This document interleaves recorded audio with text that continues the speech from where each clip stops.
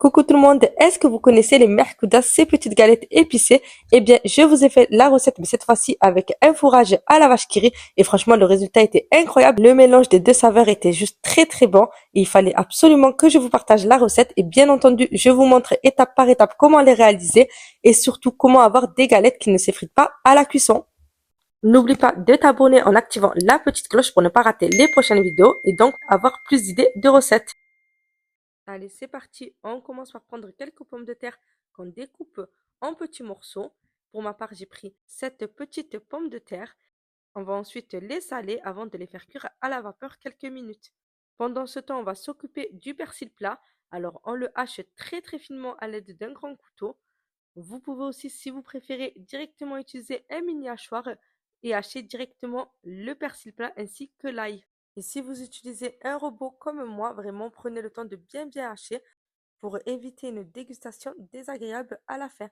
On récupère ensuite nos pommes de terre, on va venir directement les écraser à l'aide d'une fourchette quand elles sont encore bien chaudes. Vraiment éviter de le faire quand elles sont refroidies car c'est plus compliqué à écraser.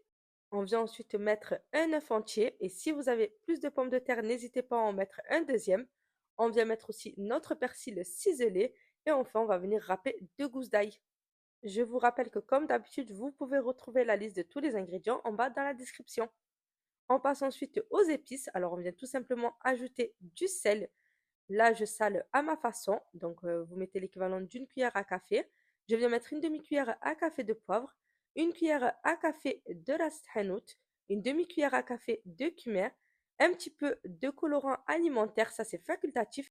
Et enfin, ma petite touche personnelle, j'ajoute un quart de cuillère à café de cannelle en poudre. On mélange bien le tout et là, on doit obtenir une belle purée qui s'enfonce très facilement lorsque j'y mets le doigt. Je vous montre. Et voilà, on passe à l'étape suivante.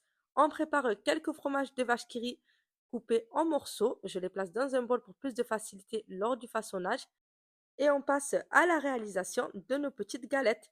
Alors pour ça, je prends un petit peu de purée, je la trempe brièvement dans de la farine. Je la dépose dans la paume de ma main avant de l'aplatir légèrement et de mettre un petit morceau de fromage au centre. Je fais une petite boule et je la dépose dans la farine.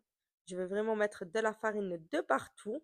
Je récupère ma boule et je vais tout simplement enlever l'excédent de farine avant de venir aplatir délicatement tout en formant une jolie mercouda. Et on recommence tout simplement jusqu'à l'épuisement de toute la purée.